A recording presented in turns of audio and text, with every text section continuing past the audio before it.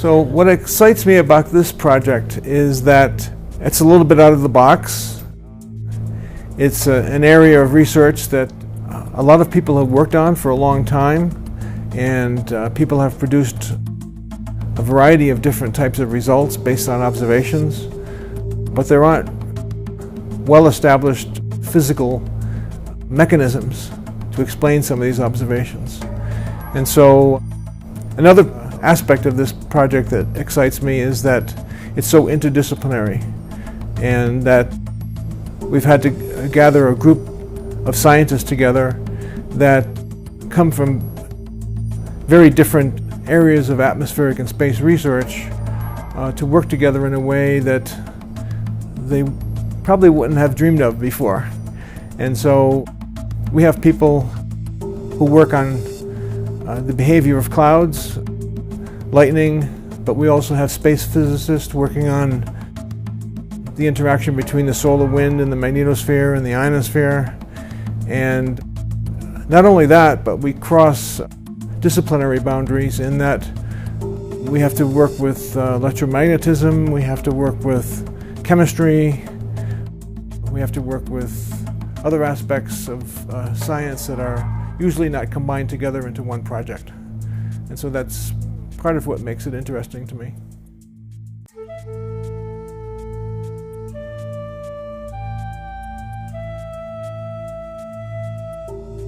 To understand electricity, you really have to understand what atoms are made out of. So they consist of a nucleus that has a neutral charge and positively charged particles. And around that nucleus, you have electrons, negatively charged particles, that are orbiting around it. Now, if you are rubbing, for example, like when you're rubbing your hands, you are giving these electrons that are going around the nucleus of an atom energy to leave its orbit.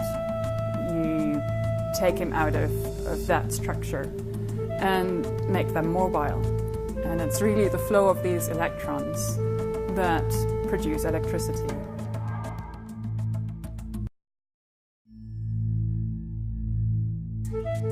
So the atmosphere is largely neutral. And so you need some energy somehow to break the electrons and away from the neutral atom or molecule. And the way the ionosphere is formed is largely through the extreme ultraviolet radiation coming from the sun. That provides the energy by which you can separate electrons from the atom. They become free electrons. That atom now becomes positively charged, which is an ion, and that makes up the charged part of the ionosphere, largely from the solar extreme ultraviolet radiation. As we get deeper into the atmosphere, that radiation, it gets absorbed by the upper part of the atmosphere and doesn't reach the surface. You need more energetic particles to further ionize the atmosphere as you get closer to the surface. That's partly brought on by galactic cosmic rays. They have very high energies that can get through the atmosphere, and in that path have a lot of energy, collide with neutral particles and create ionization that way. There's also energetic particles from the magnetosphere that come in, and they also create collisions and create ions in the lower atmosphere. And then finally, at the surface, you have radioactive decay when one outcome is radon. And that radon will come up and emanate from the surface and create charged particles. So the distribution from the surface all the way to the edge of space is variable, but it's this distribution that is so challenging because there's chemistry and there's physical pathways and there's external sources and forces that make it very difficult for us to account for it all. But we know those ions constitute the conductivity of the atmosphere.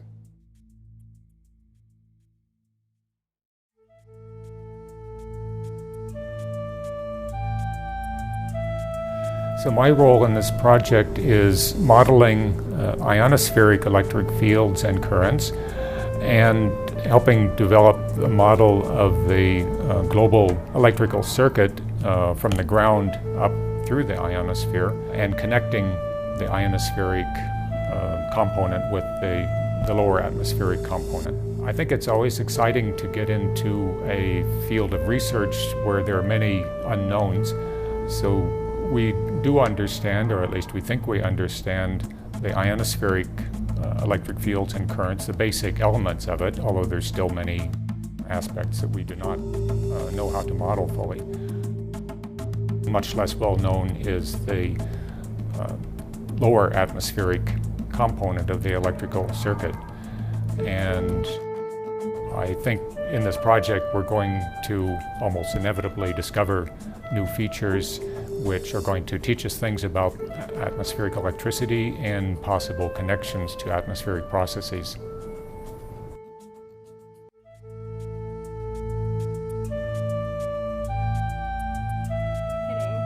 So we're looking at the role of thunderstorms and electrified clouds in the global electric circuit. So a cloud doesn't have to actually be producing lightning to be electrified. And there's what we call a Wilson current that generally runs from the top of the cloud into the ionosphere and helps feed the global electric circuit. So in the typical thunderstorm setup, it's a source of charge. In the reverse setup, or the opposite polarity, it's generally a sink. So we're hoping to find some parameters of thunderstorms, like we're looking at the speed of the updraft and how much ice is in there, and we're hoping we can relate that to how strong or weak the current is.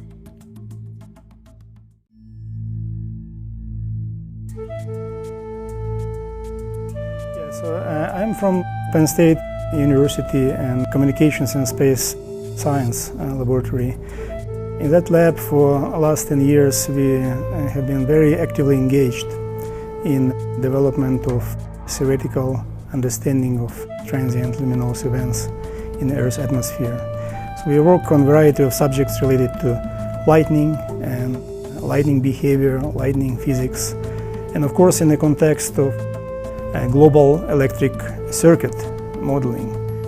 We want to quantify how much lightning contributes to the global electric circuit, for example in comparison with electrified thunderclouds and electrified clouds. There is a significant controversy in existing literature as to how much lightning contributes. So in some cases, some scientists actually claim 40% of the total current which is flowing in global electric circuit is contributed by lightning. So we want to actually understand and quantify actual amounts.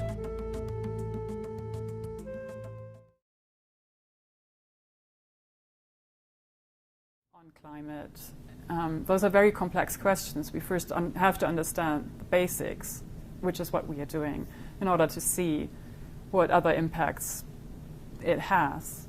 So our first goal is really to understand all the components of the global electric circuit, all the components of the electrical processes that are going on in the atmosphere, and then build on that.